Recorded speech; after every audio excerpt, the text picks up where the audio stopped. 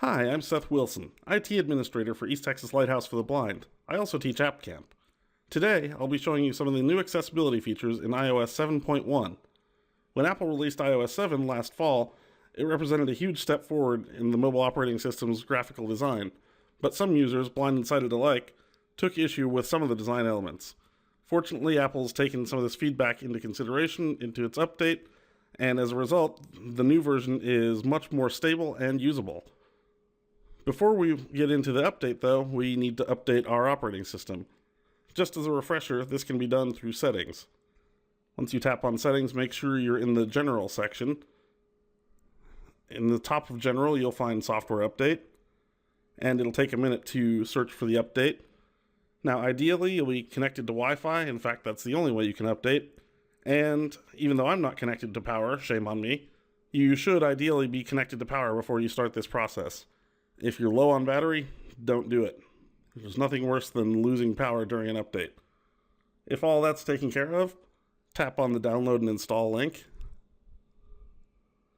and you'll be presented with terms and conditions, which you can read if you'd like and agree to. And once you've tapped agree, the system will start downloading. I'll just meet you once this operating system has updated. Okay, welcome back. That update took me a little under a half hour. Your mileage may vary depending on what device you're using. So I would recommend doing it at the end of the day. Don't do it if you need to run out or use your device anytime soon. You'll also have noticed that it may have prompted you to install once the download completed, and then your device will have restarted several times, and once it's at the lock screen, you know the update's complete and you're ready to go. So now we've got iOS 7.1, let's dive right into the new features. Now, all the magic happens in Settings, and once again, you're going to want to go to General and Accessibility. Now, I've shown off most of these features in my iOS 7 accessibility video. Most of them have not changed, so I won't go over them again. Everything in this top block is pretty much the same. All the changes happen under this first break under Speak Auto Text. Large fonts are pretty much the same. Bold text, as you remember, bolds the text in a lot of areas of iOS 7. iOS 7.1 improves on this by bolding text in a few more places, most notably the keyboard. So if I go into Safari and pull up my keyboard, you'll notice the letters are substantially bolder and easier to read. In fact, they're almost too bold, some would say, but I really like them. Now, on the iPhone, a lot of these icons in Safari, Mail, and other programs, these faint line drawing icons are also bolder. But for some reason, that change hasn't made it to the iPad yet. Hopefully that will happen in a future release, because that was one of my complaints about iOS 7, was that the icons for the back and forward buttons, share buttons, that sort of thing, were a little hard to see. So hopefully that will change. Moving back to our settings here, just under bold text, we've got button shapes. Now this does help with what I was just talking about. Now, a lot of the buttons in iOS 7 that you use for navigation were replaced with text, whereas there were little graphics in previous versions. So this makes it a little hard to tell exactly where a navigation button is. But if you turn on button shapes, you'll notice, for example, above this menu, there's accessibility. The back button to go back to General is now slightly shaded and highlighted. I'll turn this off and on a couple times so you get the idea. You'll also notice it in other places throughout the operating system, especially in Mail, also some places in Safari.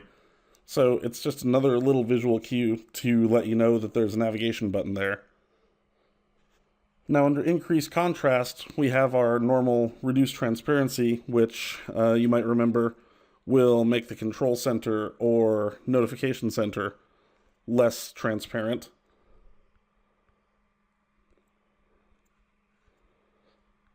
But we've also got two other features here that can substantially improve the experience for iOS 7 for blind and sighted users alike. Darken colors is a pretty subtle change, but does improve the usability.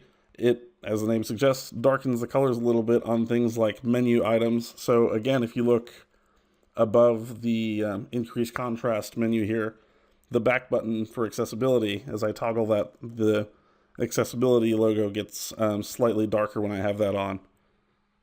Now this next option, reduce white point, is probably the feature that I've wished for most in iOS 7. I've complained often about how white iOS 7 is, and it makes the screen really bright, and for some low vision users, depending on our condition, it makes it really hard to use.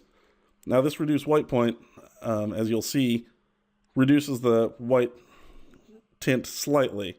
It might not be as much as you'd like, and it would be nice to have a slider or something to control that. But I find that it really does make a difference to have that on.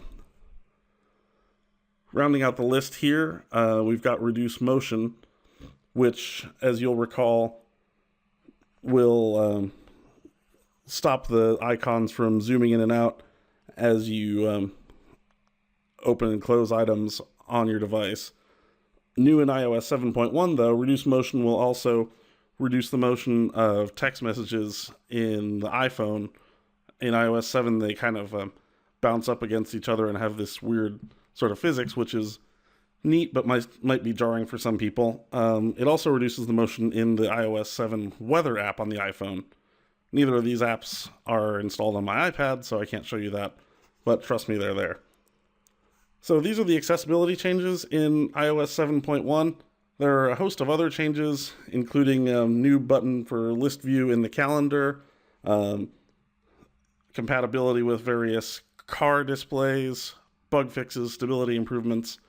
But the accessibility features really make iOS 7.1 a landmark release for us blind and visually impaired users, and prove that Apple still cares about accessibility, which is why we still recommend and teach their products so often. Thanks for watching this video. You can find more YouTube videos on this channel. You can also visit us at www.tylerlighthouse.org or like us at facebook.com/tylerlighthouse. Thanks for watching.